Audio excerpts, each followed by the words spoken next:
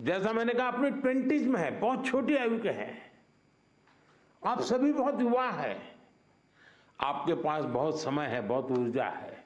और ये भी सही है कि टोक्यो के और पेरिस के बीच में नॉर्मली 4 साल का समय रहता है, इस बार 3 साल का ही समय था। तो हो सकता है आपको 1 साल और अगर मिला होता प्रैक्टिस का तो शायद आप और नई कमाल करके दिखा देते। अभी लंबी कैरियर में आप कई बड़े टूर्नामेंट खेलेंगे, खेलना बंद नहीं करना चाहिए, रुकना भी नहीं चाहिए, एक भी मैच छोड़नी नहीं चाहिए। ये युवा दल इस बात का प्रमाण है कि स्पोर्ट्स में भारत का भविष्य कितना उज्जवल रहने वाला है।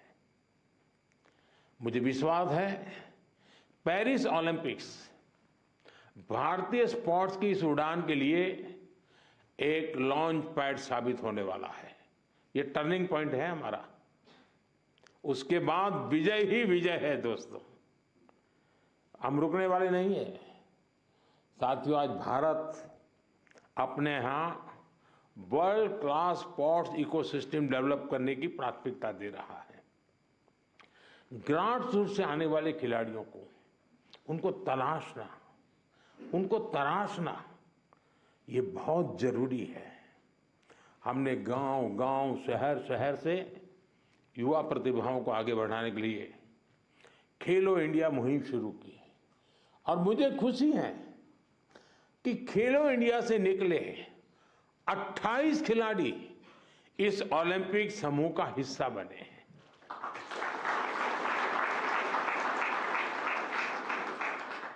अमन है, अनंतजीत है, धीरज है, सर्वजोत है, इन सब ने खेलो इंडिया एथलीट के रूप में अपनी जर्नी शुरू की थी। और इससे हुआ ये है कि खेलो इंडिया में खेलना और जी भर के जीतना ये एक बहुत बड़ा अहम हिंदुस्तान का कार्यक्रम बन चुका है जी। मैं मानता हूं मैं खेलो इंडिया को और तवज्जो देनी है और ताकत देनी है। उसी में से हमें अच्छे नए होनहार खिलाड़ी मिलने वाले हैं। आपकी तरह ही खेलो इंडिया एथलीट्स की एक बड़ी फौज देश के लिए तैयार हो रही है। हमारे खिलाड़ियों को सुविधाओं और संसाधनों की कमी न पड़े, ट्रेनिंग में दिक्कत ना आए, इसके लिए बजट भी लगातार बढ़ाया जा रहा है। सबको पता है कि किसी भी खिलाड़ी के लिए ज्यादा से ज्यादा कंपटीशन में हिस्सा लेना कितना आवश्यक है। मुझे संतोष है कि ओलंपिक्स के पहले आपको अनेकों इंटरनेशनल कंपटीशन का एक्सपोजर मिला है। इतने सारे कोच और एक्सपर्ट्स, डाइट, उपकरण और कोचिंग, सब पर इतनी बारीकी से ध्यान, वर्ल्ड क्लास फैसिलिटीज देने का प्रयास, इस तरह की सुविधाओं के बारे में हमारे यहाँ पहले सोचा नहीं जाता था। खिलाड़ी अपने नसीब पर मेहनत करता था, देश के लिए कुछ करके आता था, लेकिन अब एक पूरी इकोसिस्टम बनी है। ये केवल स्पोर्ट्स में देश की नीतियों का बदलाव है, इतना ही नहीं है, ये उस भरोसे का प्रतीक भी है जो देश अब अपनी युवा पीढ़ी पर बहुत ज्यादा भरोसा करता है, उसकी अभिव्यक्ति है। साथियों, आप सब देश के युवाओं के लिए बहुत बड़ी प्रेरणा है। मैं मानता हूं आप में से हर किसी के बारे में देश को, देश के युवाओं को ज्यादा से ज्यादा जानना चाहिए। यहां भी मेरी इच्छा है कि मैं हर किसी का नाम लेकर उसकी चर्चा करूं, विशेषकर हमारी बेटियां। पिछली बार की तरह इस बार भी बेटियों ने ही ओलंपिक में भारत की जीत का श्री गणेश किया है। मनु को जिस तरह पिछली बार तकनीकी कारणों से निराश होना पड़ा था, फिर उन्होंने जो वापसी की, अंकिता ने जिस तरह सीजन का अपना सर्वश्रेष्ठ प्रदर्शन किया, मनिका बत्रा और श्रीजा अकुला ने भी सबका ध्यान खींचा है। इसी तरह बाकी खिलाड़ी भी रहे, खासकर नीरज ने अपनी लगन और अनुशासन में जिस तरह कंसिस्टेंसी दिखाई है, स्वप्निल ने कठिनाइयों को पार कर जिस तरह मेडल जीता है, हॉकी में हमारे सरपंच साहब, उनकी टीम ने दिखा दिया कि भारत की ताकत क्या है। PR श्रीजेश ने ये बता दिया कि द बॉल क्यों है।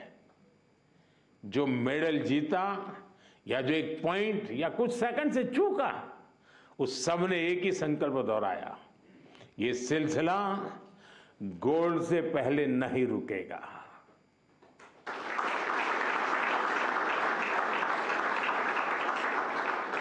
मैं मानता हूं इससे देश के युवाओं को बहुत कुछ सीखने को मिलेगा। साथियों, हमारा भारत 2036 ओलंपिक्स की मेजबानी हासिल करने के लिए तैयारी कर रहा है। मैंने आज भी वहां भी लाल किले से भी बोला है, हम पूरी तैयारी कर रहे हैं। ऐसे में कई ऐसे एथलीट्स जो पिछले ओलंपिक्स में भी खेल चुके हैं, उनके इनपुट बहुत महत्वपूर्ण है। आपने वहां बहुत कुछ ऑब्जर्व किया होगा, बहुत कुछ देखा होगा। ओलंपिक की प्लानिंग से लेकर की वहां की व्यवस्थाओं तक, स्पोर्ट्स मैनेजमेंट से लेकर इवेंट मैनेजमेंट तक, आपने अनुभव, अपने ऑब्जर्वेशंस, हमने इसको लिख कर रखना चाहिए, वो सरकार को साझा करना चाहिए, ताकि हमें 2036 की तैयारी में ये जो छोटी छोटी बारीक चीजें खिलाड़ी देख करके आता है, उससे और जो कमी नजर आती है वो भी हमें 36 की तैयारी के लिए काम आएगी।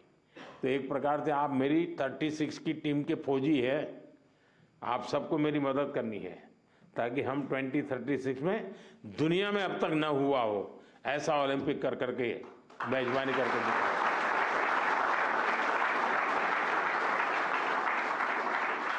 मैं चाहूंगा कि खेल मंत्रालय इसके लिए एक ड्राफ्ट बनाए और सभी खिलाड़ियों से उनके डिटेल में फीडबैक लें, उनके सुझाव लें, तो हम जरूर तैयारी अच्छी तरह कर पाएंगे।